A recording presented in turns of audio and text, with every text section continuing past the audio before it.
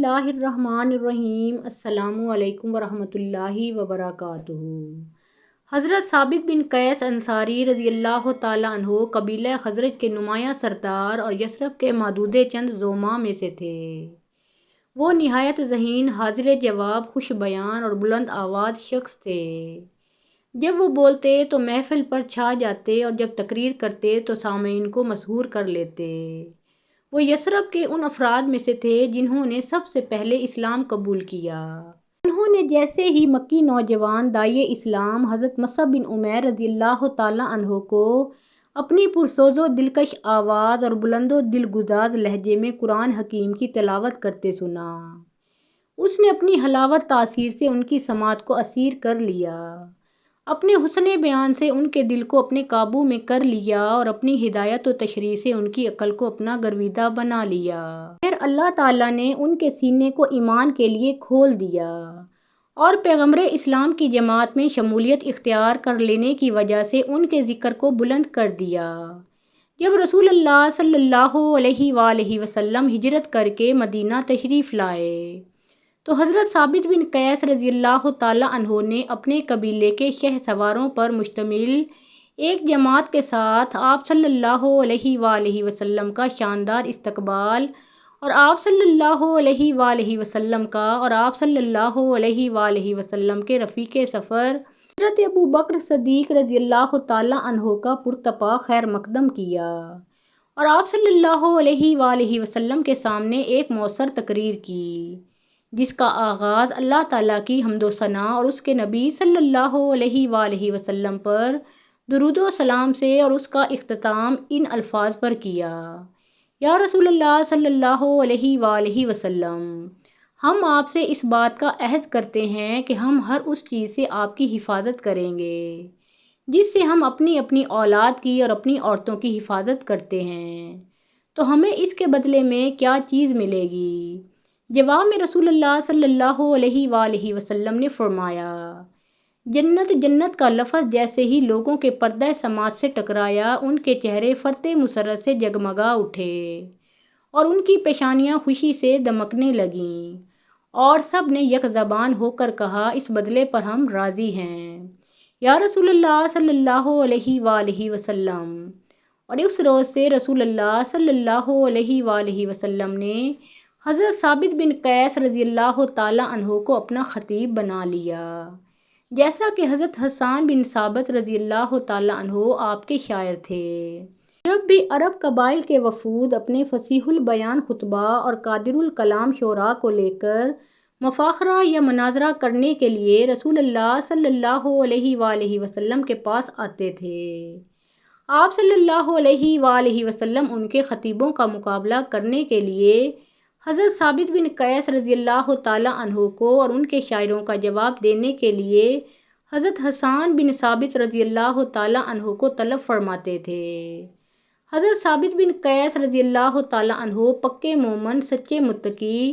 اپنے رب سے ڈرنے والے اور ہر اس چیز سے سختی کے ساتھ اجتناب کرنے والے تھے جو اللہ تعالیٰ کو غضبناک کر دے۔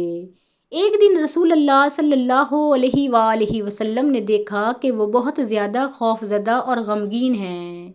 اور خوف و خشیت کے مارے کانپ رہے ہیں، تو ان سے پوچھا: ابو محمد، تمہیں کیا ہوا ہے؟ یا رسول اللہ صلی اللہ علیہ وآلہ وسلم، ڈرتا ہوں کہیں میں ہلاک نہ ہو جاؤں۔ انہوں نے جواب دیا: وہ کیوں؟ آپ صلی اللہ علیہ وآلہ وسلم نے دوبارہ سوال کیا: اس لیے کہ اللہ تعالیٰ نے ہم لوگوں کو ناکردہ اعمال پر تعریف کی خواہش کرنے سے منع فرمایا ہے اور میں یہ محسوس کرتا ہوں کہ مجھے اپنی تعریف اچھی لگتی ہے، اسی طرح اس نے خود پسندی سے بھی روکا ہے اور میرا حال یہ ہے کہ میں خود کو پسند کرتا ہوں۔ انہوں نے جواب دیا۔ اس کے بعد آپ صلی اللہ علیہ وآلہ وسلم بڑی دیر تک ان کو تسلی دیتے رہے، پھر آخر میں ارشاد فرمایا: ثابت، کیا تم اس پر خوش نہیں ہو کہ تم ایک قابل تعریف زندگی گزارو، شہید کی موت مرو اور جنت میں داخل ہو جاؤ؟ یہ مژدہ جاں فضا سن کر حضرت ثابت بن قیس رضی اللہ تعالیٰ عنہ کا چہرہ خوشی سے جگمگا اٹھا اور وہ بے ساختہ بول اٹھے: کیوں نہیں یا رسول اللہ صلی اللہ علیہ وآلہ وسلم، کیوں نہیں؟ آپ صلی اللہ علیہ وآلہ وسلم نے فرمایا یہ چیزیں تمہیں حاصل ہوں گی۔ اور جب یہ آیت نازل ہوئی، اے لوگوں جو ایمان لائے ہو، اپنی آواز کو نبی صلی اللہ علیہ وآلہ وسلم کی آواز سے بلند نہ کرو، اور نہ نبی کریم صلی اللہ علیہ وآلہ وسلم کے ساتھ اونچی آواز سے بات کرو، جس طرح تم آپس میں ایک دوسرے سے کرتے ہو، کہیں ایسا نہ ہو کہ تمہارا کیا کرایا سب غارت ہو جائے اور تمہیں خبر بھی نہ ہو۔ حضرت ثابت بن قیس رضی اللہ تعالیٰ عنہ رسول اللہ صلی اللہ علیہ وآلہ وسلم کے ساتھ شدید محبت اور گہرے تعلق کے باوجود آپ صلی اللہ علیہ وآلہ وسلم کی مجالس سے کنارہ کش ہو کر اپنے گھر میں گوشہ نشین ہو گئے، یہاں تک کہ فرض نمازوں کی ادائیگی کے سوا دوسری کسی ضرورت سے باہر نہیں نکلتے تھے۔ جب رسول اللہ صلی اللہ علیہ وآلہ وسلم نے ان کے متعلق دریافت کرتے ہوئے فرمایا، ان کا حال مجھ کو کون بتا سکتا ہے؟ تو ایک انصاری نے کہا، اے اللہ کے رسول صلی اللہ علیہ وآلہ وسلم، ان کی خبر میں آپ صلی اللہ علیہ وآلہ وسلم کو دے سکتا ہوں۔ اور جب وہ ان کے پاس گئے تو دیکھا کہ وہ اپنے گھر میں سرنگوں رنج و غم سے گھل رہے ہیں، اور جب ان سے پوچھا کہ ابو محمد آپ کا کیا حال ہے، تو انہوں نے جواب دیا بہت برا، اور جب اس کا سبب دریافت کیا تو بولے تم جانتے ہو کہ میری آواز اونچی ہے، جو اکثر رسول اللہ صلی اللہ علیہ وآلہ وسلم کی آواز سے بلند ہو جاتی ہے، اور اس کے متعلق قرآن میں جو کچھ نازل ہو چکا ہے وہ بھی تمہارے علم میں ہے۔ میں تو اپنے بارے میں یہی سمجھتا ہوں کہ میرے سارے اعمال رائگاں ہو گئے اور میں اہل دوزخ میں سے ہوں۔ انصاری صحابی نے رسول اللہ صلی اللہ علیہ وآلہ وسلم کی خدمت میں واپس آ کر جو کچھ دیکھا اور سنا تھا سب آپ صلی اللہ علیہ وآلہ وسلم کے گوش گزار کر دیا۔ تو آپ صلی اللہ علیہ وآلہ وسلم نے ان سے فرمایا، جا کر ان سے کہہ دو کہ تم اہل جہنم میں سے نہیں بلکہ اہل جنت میں سے ہو۔ یہ ان کے لیے ایک غیر معمولی بشارت تھی جس کی امید وہ زندگی بھر کرتے رہے۔ حضرت ثابت بن قیس رضی اللہ تعالیٰ عنہ غزوہ بدر کے سوا تمام غزوات میں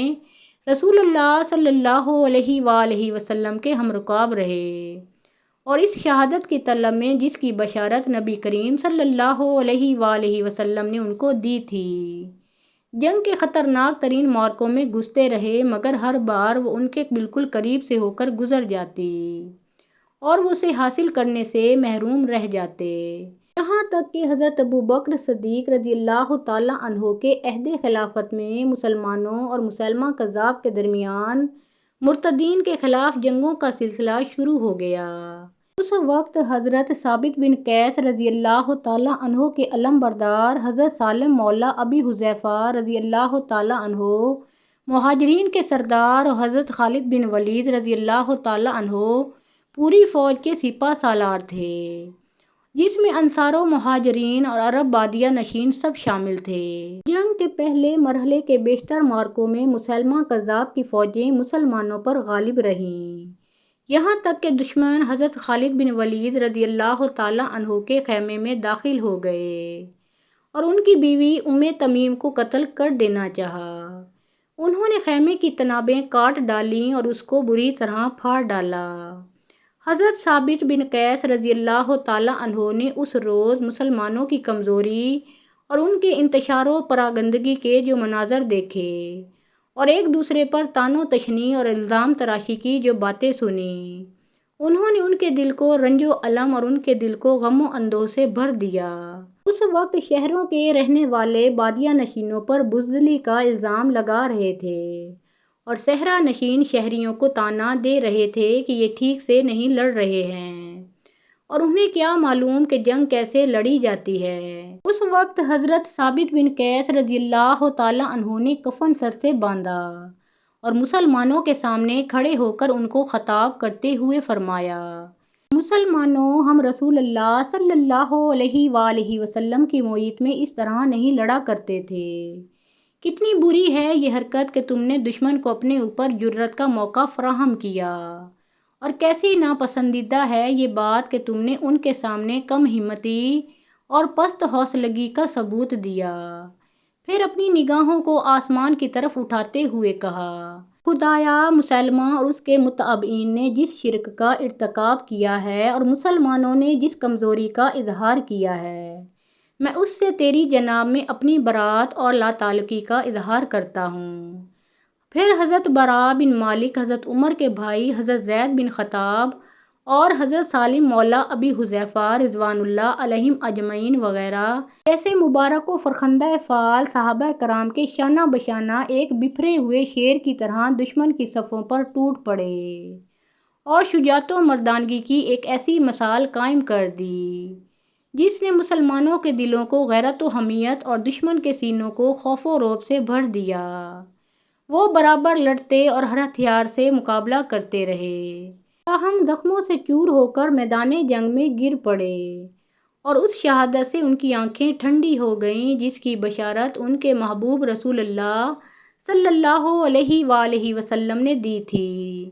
اور اس فتح سے ان کا دل خوش ہو گیا جو اللہ تعالیٰ نے مسلمانوں کو ان کے ذریعے عطا فرمائی۔ حضرت ثابت بن قیس رضی اللہ تعالیٰ عنہ کے جسم پر ایک قیمتی ذرہ تھی۔ ایک مسلمان ادھر سے گزرا تو اس نے وہ قیمتی ذرہ ان کے جسم سے اتار کر اپنے پاس رکھ لی۔ ان کی شہادت کی اگلی رات کو ایک مسلمان نے ان کو خواب میں دیکھا۔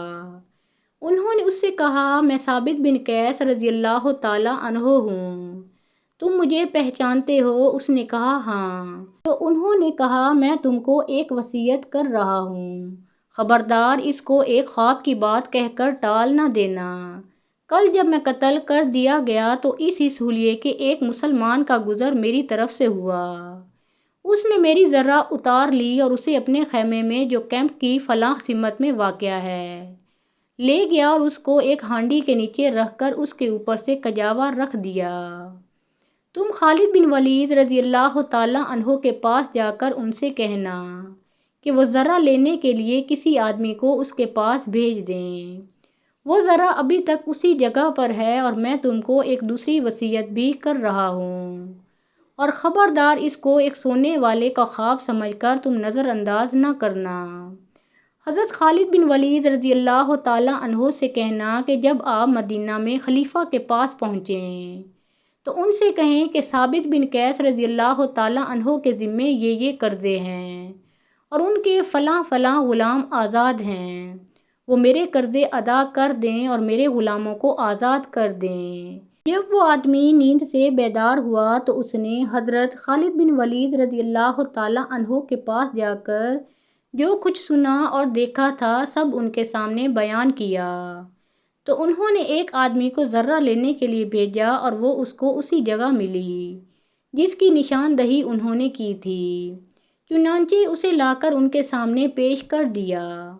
اور جب حضرت خالد بن ولید رضی اللہ تعالیٰ عنہ مدینہ واپس آئے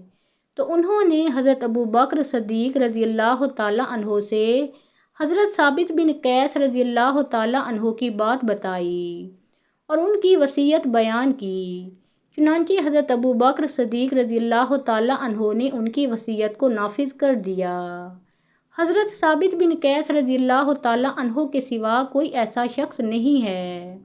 جس کے مرنے کے بعد کی کوئی وصیت نافذ کی گئی ہو۔ اللہ تعالیٰ کی ان پر بے شمار رحمتیں نازل ہوں، آمین یا رب العالمین۔ محترم ناظرین، پیارے آقا محمد مصطفیٰ صلی اللہ علیہ وآلہ وسلم کا پیارا نام